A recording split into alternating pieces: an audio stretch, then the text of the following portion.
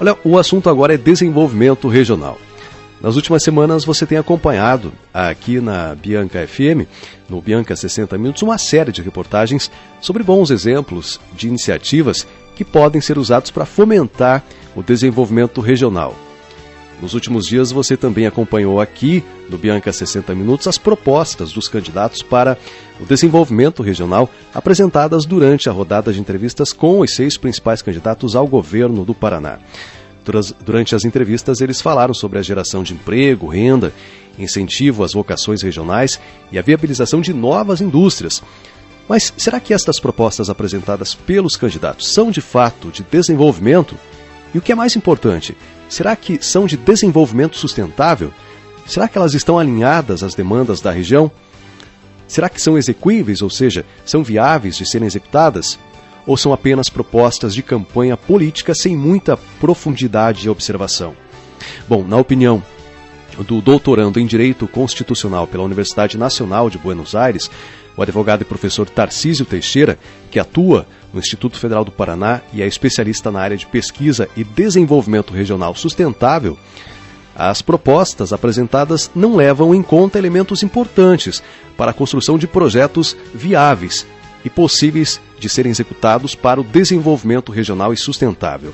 Em entrevista, ele dá exemplos de como os eleitores devem analisar as propostas dos candidatos para saber se são viáveis ou não, e explica por que, na sua visão, as propostas apresentadas, na maioria, são falhas. Rodrigo, infelizmente, todas essas propostas elas são superficiais. E é muito provável que a maioria delas não vai avançar para um campo prático. Explico por quê. Primeiro, desenvolvimento regional já é complexo. Desenvolvimento regional sustentável é mais complexo ainda. E nós estamos falando de uma programação que leva anos para ser elaborada. No entanto, nós estamos falando de candidatos que poucos dias ou poucos meses não estão definidos quem serão, porque existe toda a questão dos acordos políticos a serem definidos. Então, para que um candidato realmente falasse assim, ó, eu tenho as propostas prontas, isso já teria que ter sido discutido pelo menos 4 anos antes. Então não é tão simples assim. É óbvio que eles vão falar isso, eles são obrigados disso, eles estão em campanha, eles não podem afirmar assim, não, nós não vamos fazer nada pelo desenvolvimento regional, que isso seria óbvio, enterrar sua própria candidatura. Mas concretamente são propostas que tendem a não ser efetivadas. O outro fator extremamente importante é que, para que tenhamos um desenvolvimento regional realmente consolidado, nós precisamos de algumas alterações. Inclusive, arrisco dizer, alterações até mesmo na Constituição. Porque, veja bem, nós temos hoje União, nós temos Estado e nós temos município. Os municípios pequenos estão falidos.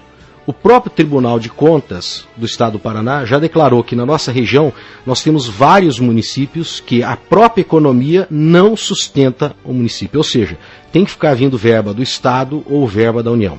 Então nós precisamos aí criar uma quarta figura, que seria esse elemento intermediário entre o Estado e o município. Isso promoveria, então, o que nós chamamos de desenvolvimento regional. Então, precisa de uma organização, inclusive até a nível de Constituição, para que isso ocorra. Eu acredito que os projetos, de regiões metropolitanas no interior seriam interessantes para isso. O problema é que muitos teóricos criticaram esses projetos na época quando foram apresentados para transformar Toledo, Umuarama, Cascavel em regiões metropolitanas, porque falavam, mas isso aqui não é uma metrópole. Mas não é isso. Inclusive podia nem ter colocado esse nome, região metropolitana, mas que fossem regiões de desenvolvimento.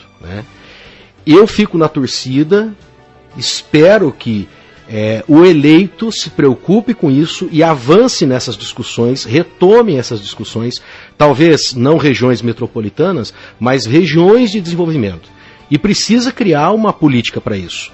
Porém, também espero dos nossos deputados federais que se estude mais sobre isso, sobre esse quarto elemento, para termos União, Estado, município e, intermediariamente, essas regiões de desenvolvimento ou as regiões metropolitanas. O professor, dessa perspectiva das políticas públicas, o que impede, de fato, que essas discussões prossigam, que elas sigam à frente? Vários fatores. Primeiro, falta de capacitação, e sim, isso é importante, a gente vê até pelo modelo em que foram preparadas as leis, falta também um planejamento para ter recursos, porque você precisa investir para produzir isso, para que essa coisa comece a fomentar. Falta também essa questão de educar a comunidade para ver o quanto isso é importante. Hoje, por exemplo, os prefeitos, eles têm todo aquele movimento de defesa do município, tá?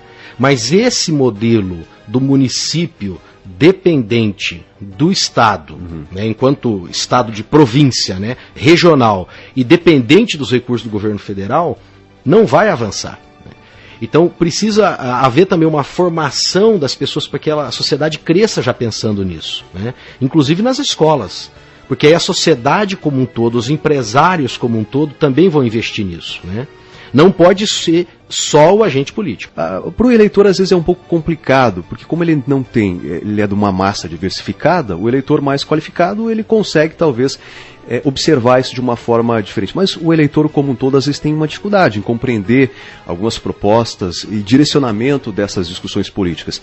O que o senhor poderia dizer para estes eleitores quando ouvirem de candidatos políticas públicas de desenvolvimento regional? Quer dizer, o que ele precisa estar atento para dizer, olha, essa proposta é uma proposta viável, este viés é um viés possível, ou isso não tem nada a ver, aqui é só uma proposta eleitoreira? Um exemplo, eu acho que seria o mais interessante para aquele que vai às urnas, né, e tem que trabalhar o dia todo, e ele não tem tempo de ficar fazendo essas análises que nós somos profissionais e temos que ficar fazendo isso. Então, uma forma bem simples. Quando se fala de uma política que vai ter um desenvolvimento regional, por exemplo, um cultivo, uma nova cultura que vai se estender a mais de um município, tá?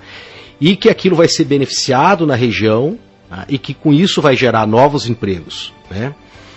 Outra coisa interessante, tá? Muito importante. É óbvio que uma região metropolitana ou uma região de desenvolvimento, ela tem que ter um município sede. Ela tem que ter um polo político, ela tem que ter. Mas você começa a perceber que há um planejamento quando os investimentos e essas indústrias, tá, não é focalizado só naquele município. Senão o que vai acontecer? Ele vai crescer, ele vai inchar, inclusive gera periferias pobres. Quando há um planejamento, há uma distribuição dentro desses municípios, onde vai ser essa cultura, onde vai ser essa indústria. Então isso fica muito claro, né? Mas é quando você vê que há um planejamento para que possa se estender para mais de um município, tá? E também há a integração dos líderes políticos, executivos, especial, desses municípios participando do processo. Tarcísio Teixeira é doutorando em Direito Constitucional pela Universidade Nacional de Buenos Aires e atua como professor das disciplinas de Economia Agrícola e Direito Ambiental e Agrícola da Unidade do Instituto Federal do Paraná, em Umuarama. Ele é advogado e agrônomo e desenvolve estudos e pesquisas voltadas ao desenvolvimento regional sustentável, ou seja, a área do desenvolvimento que pretende ser capaz de suprir as necessidades da geração atual, sem comprometer a capacidade de atender às necessidades das futuras gerações, gerando emprego, renda e emancipação das famílias.